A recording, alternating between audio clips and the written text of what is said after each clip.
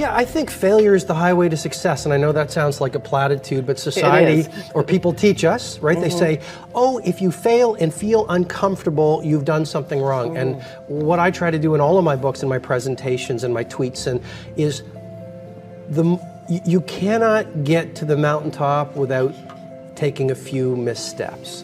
And so a business that wants to win, you have to outfail your competition. And as human beings, failure is not a bad thing.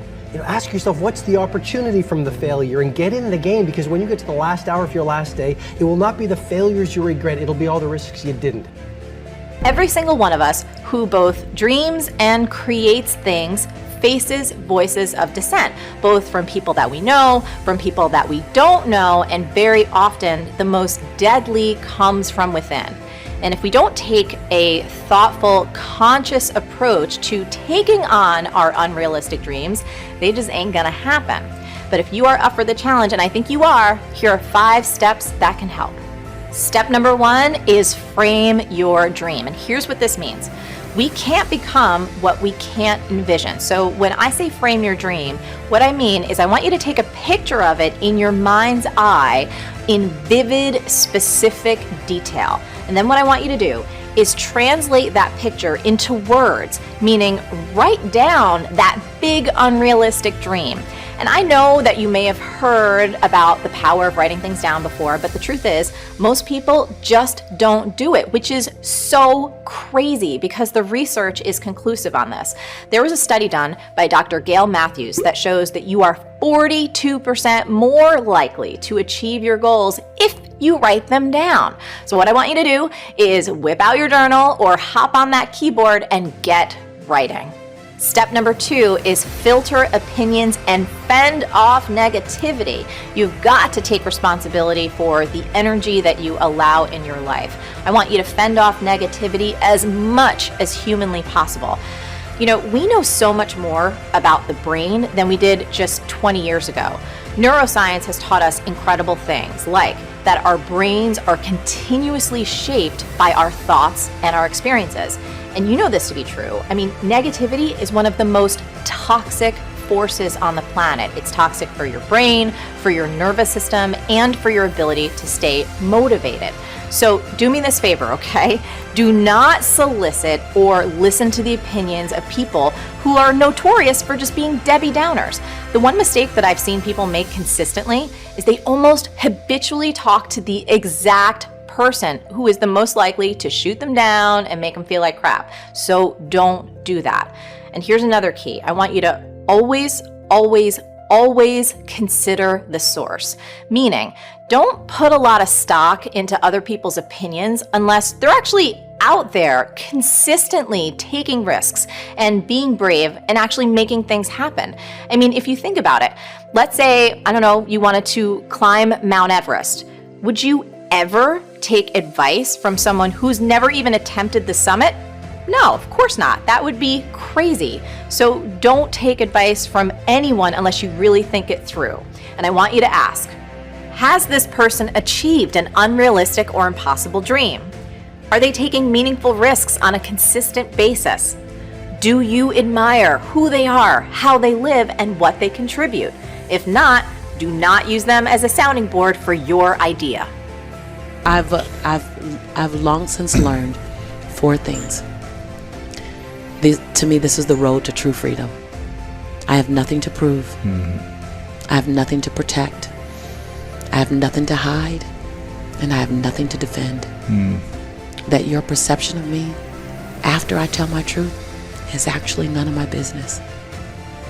My perception of me, that I go to bed as whole and complete as I woke up.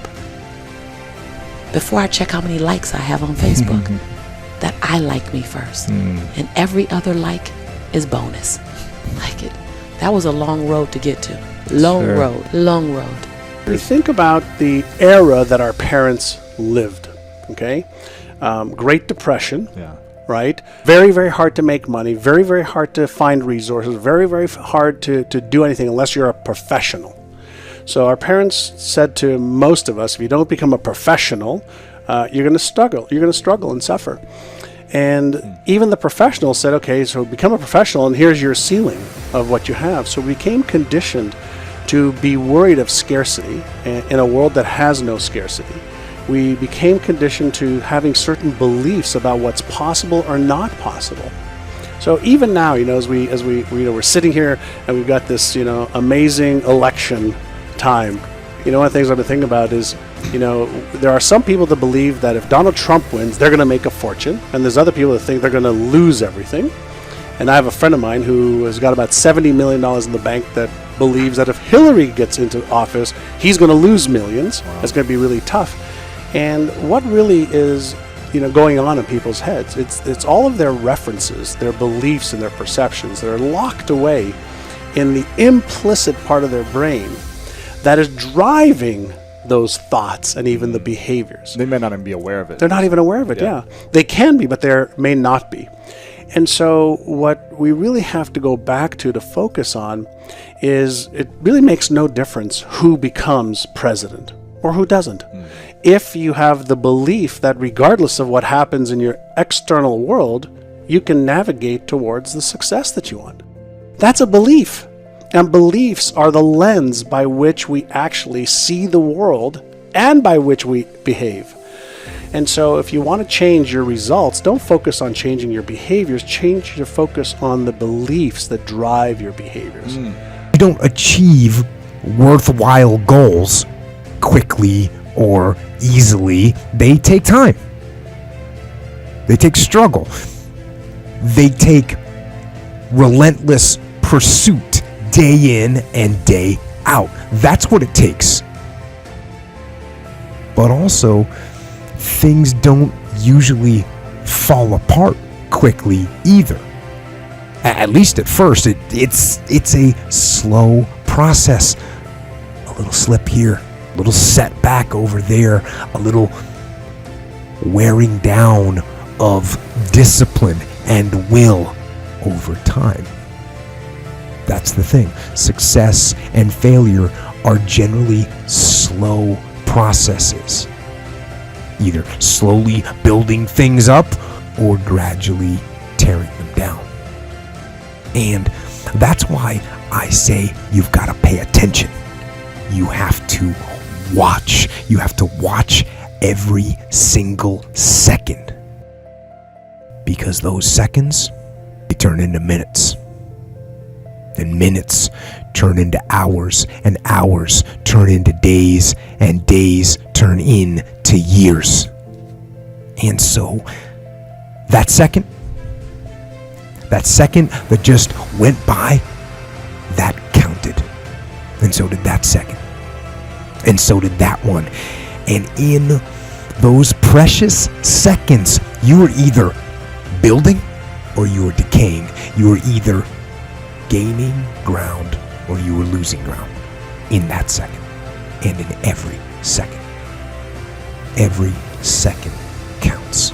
So make every second